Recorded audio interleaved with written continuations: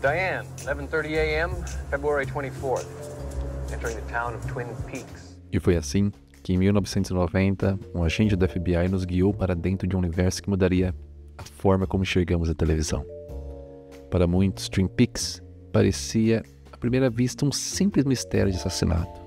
Mas logo nos primeiros episódios, ficou claro que a série era muito mais do que isso. Era um quebra-cabeça, um pesadelo encantador, um romance policial impregnado de horror e absurdismos. A cidade de Twin Peaks, situada em meio a florestas densas e montanhas enevoadas, parecia a saída de um sonho. Um lugar que, sob sua aparente normalidade, escondia algo perturbador, como se segredos ancestrais estivessem enterrados ali há séculos, prontos para emergir a qualquer momento. Nos anos 80, a televisão americana era dominada por formas previsíveis. Procedurais, policiais como Vice, sitcoms familiares do tipo 3 é Demais e aqueles dramas convencionais preenchiam totalmente a programação das grades das emissoras.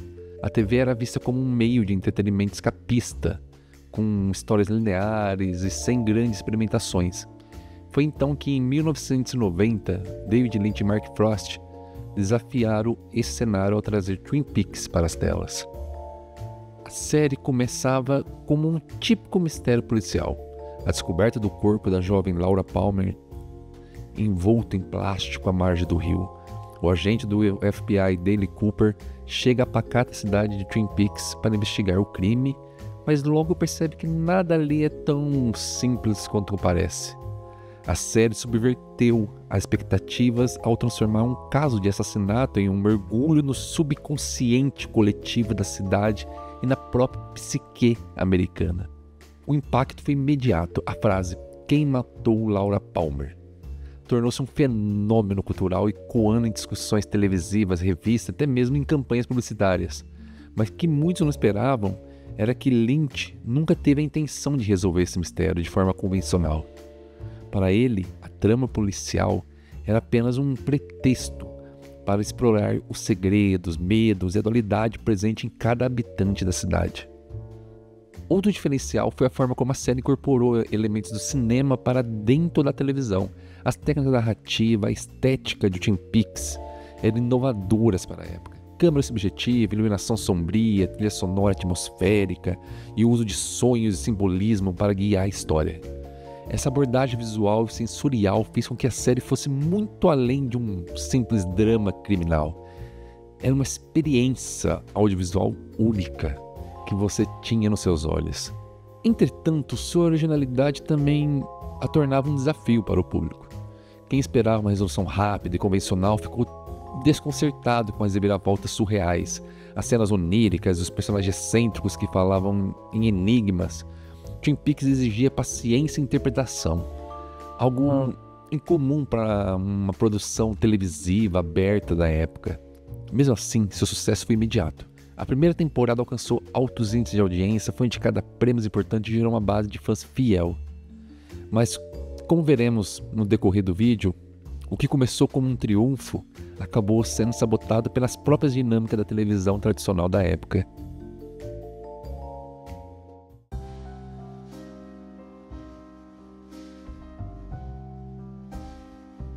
Se há algo que diferencia Twin Peaks de qualquer outra série televisiva, é a sua estética e estrutura narrativa.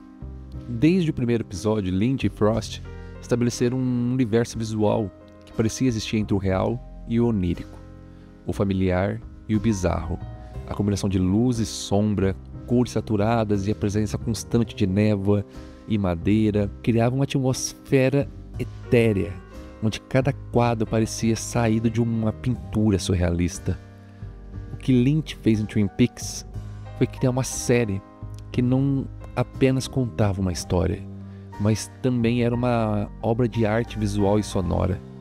Cada imagem parecia carregada de significados profundos, e a cada episódio o espectador se via imerso em um mundo que desafiava as convenções do que era esperado na televisão.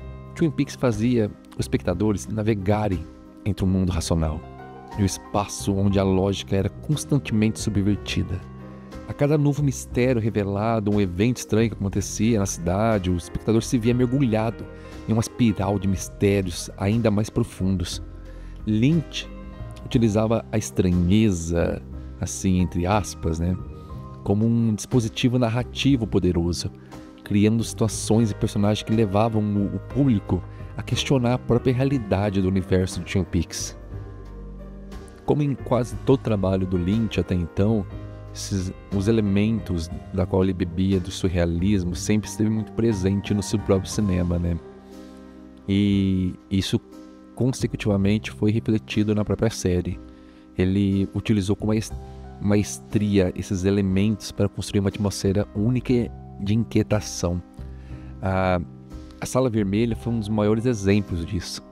Este ambiente peculiar, repleto de cortinas vermelhas, um piso em zigue-zague e personagens que falam ao contrário, tornava-se um espaço fora do tempo e do espaço.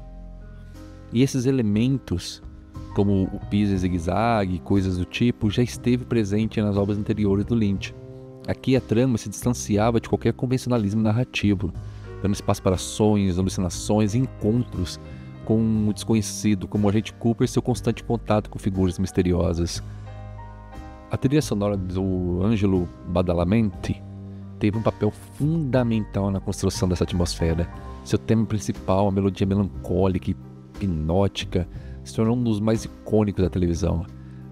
As músicas variavam entre jazz sensual, sintetizadores sombrios e acordes inquietantes, refletindo a dualidade de Twin Peaks, uma cidade que, à primeira vista, parecia idílica, mas escondia um lado perturbador. A música muitas vezes era a chave para o estado emocional dos personagens e também para a criação de atenção. Como vocês estão suaves, porém carregados de algo que está por vir. A melodia mais famosa que tocava no clube dos roqueiros, The Bang Bang Bar, e as sequências de dança também ajudaram a criar um contraste muito interessante, onde a sensualidade e o mistério se entrelaçavam.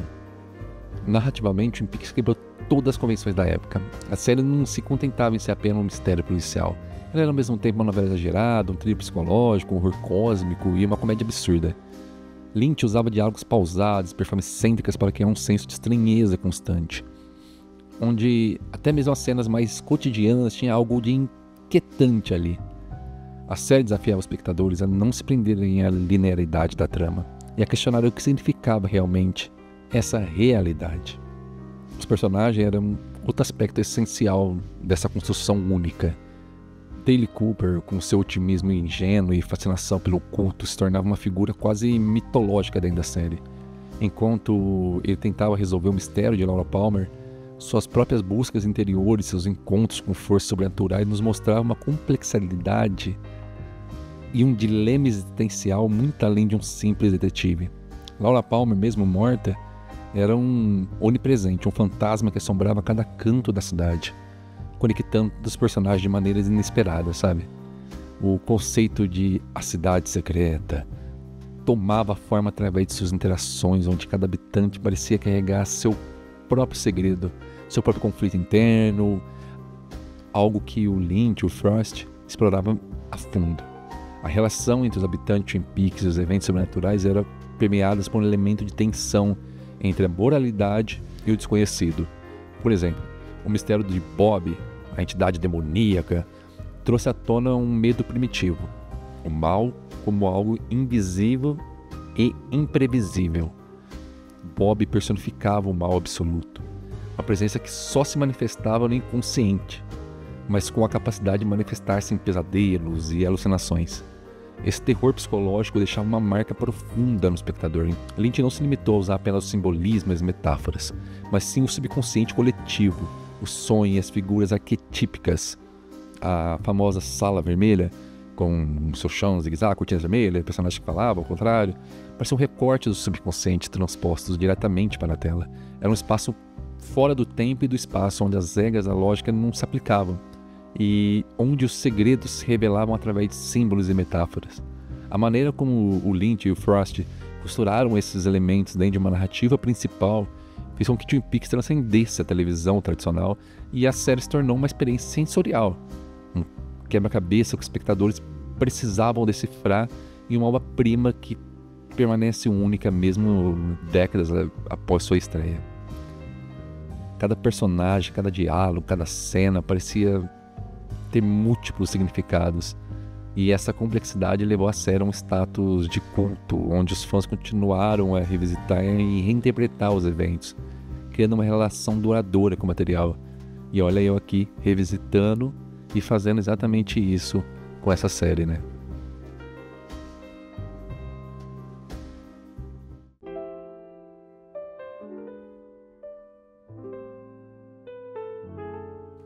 O sucesso inicial de Twin Peaks foi estrondoso. No auge da sua popularidade, a série era um grande assunto da cultura pop, atraindo milhões de espectadores, até sendo satirizada em programas de comédia. No entanto, a trajetória de Twin Peaks foi marcada por uma reviravolta tão inesperada quanto seus próprios episódios. O que começou como um fenômeno de audiência se tornou um problema para a emissora da ABC. E as decisões tomadas para corrigir a série acabaram sendo o seu maior erro. O grande gancho da primeira temporada era a pergunta clássica: quem matou Laura Palmer? Mas Lynch e o Frost nunca tiveram a intenção de responder essa questão tão cedo. Para eles, o mistério era apenas um meio de explorar os estranhos e profundos segredos da cidade de Twin Peaks. E a história deveria seguir seu próprio ritmo. No entanto, a ABC não via as coisas dessa mesma forma. À medida que a segunda temporada avançava, os executivos começaram a pressionar os criadores a resolver o assassinato de Laura Palmer, acreditando que isso manteria o interesse do público. A decisão foi desastrosa. Quando no meio da segunda temporada revelam que Leland Palmer, possuído pela entidade maligna do Bob, era o assassino da sua própria filha, o mistério central foi encerrado. E com ele, grande parte do encanto da série.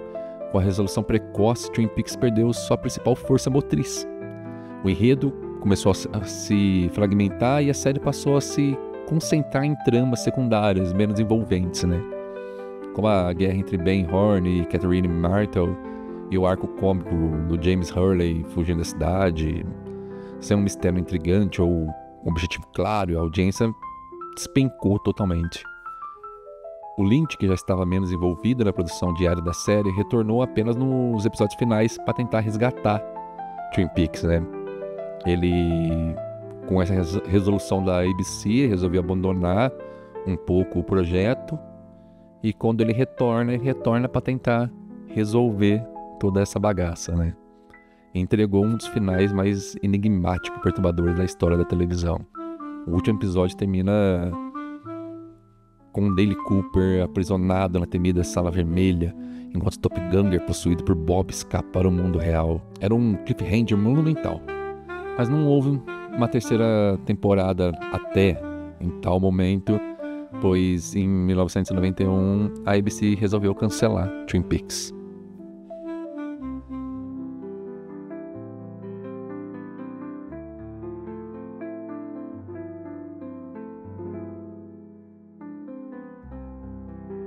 David Lynch, insatisfeito com o final abrupto, decidiu continuar a história no cinema.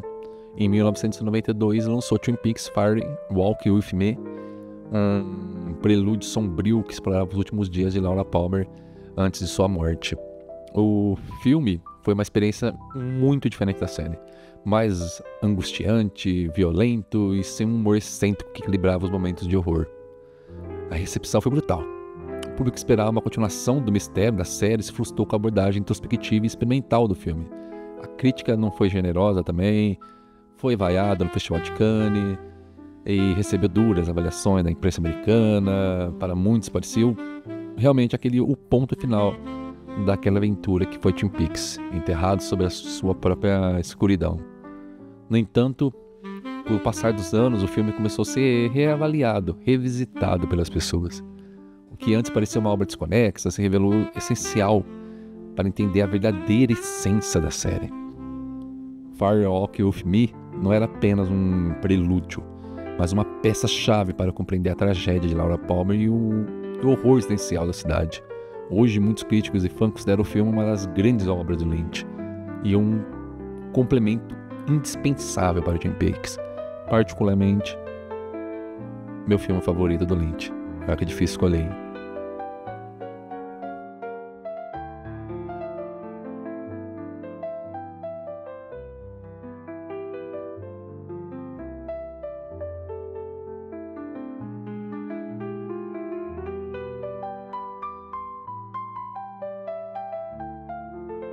por décadas, Twin Peaks permaneceu ali, como uma relíquia cult, diferenciada e influenciando novas gerações de cineastas e roteiristas, mas ninguém esperava que a série realmente voltasse.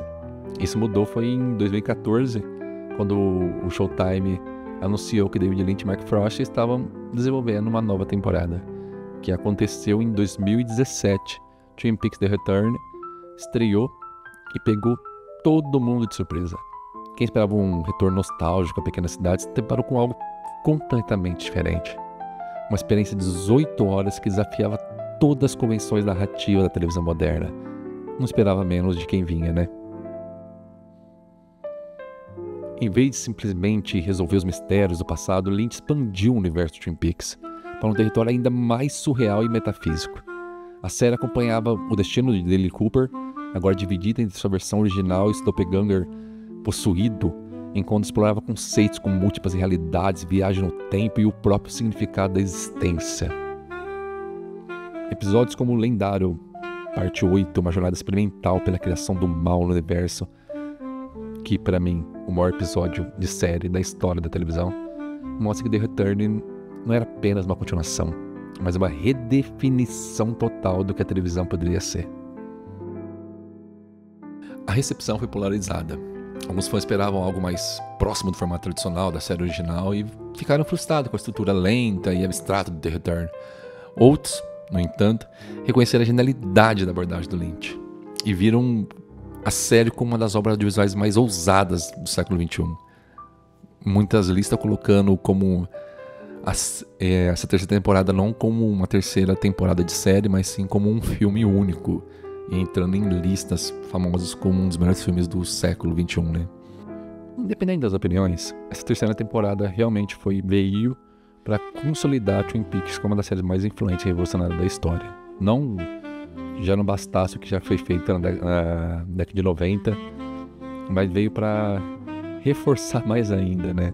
Que não era apenas nostalgia, mas uma afirmação do que a televisão ainda poderia ser em meio a experimentação artística realmente profunda.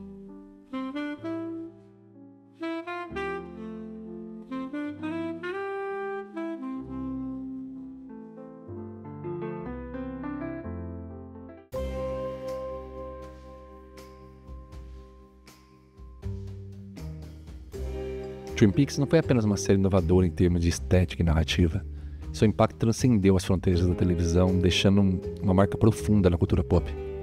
No cinema e na forma como as histórias podem ser contadas na tela, a série, com seus personagens excêntricos, cenas surreais e uma atmosfera única, influenciou gerações de cineastas, roteiristas e artistas, e sua essência permanece viva mais de 3 décadas após a sua estreia.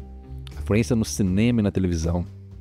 Desde a sua estreia, Twin Peaks quebrou as normas do que era possível na televisão, desafiando as limitações do formato e levando a narrativa televisiva para um novo patamar.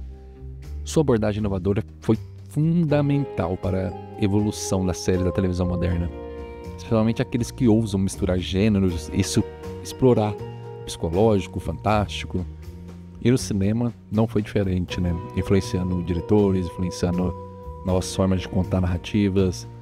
E um exemplo, Quentin Tarantino, que citou que Twin Peaks foi uma das suas grandes influências na forma que ele abordou Pulp Fiction, somente no que diz respeito ao estilo de diálogo e a construção de personagens excêntricos.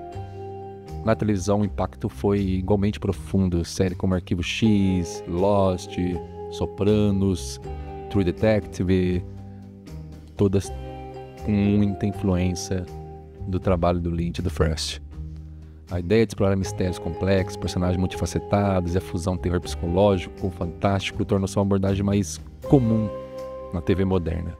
O Twin Peaks foi realmente o pioneiro desse caminho. Sua capacidade de misturar o mundano e o extraordinário, de criar personagens complexos, de transformar a televisão em uma experiência sensorial e filosófica. 3 décadas depois de sua estreia, Twin Peaks continuar a influenciar cineastas, artistas e fãs, e sua relevância permanece mais forte do que nunca. Mostra que não era apenas uma série, mas realmente um fenômeno cultural que transcendeu o tempo e o espaço.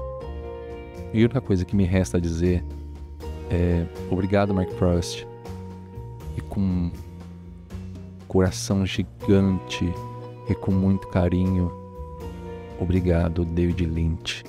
Que esteja em luz.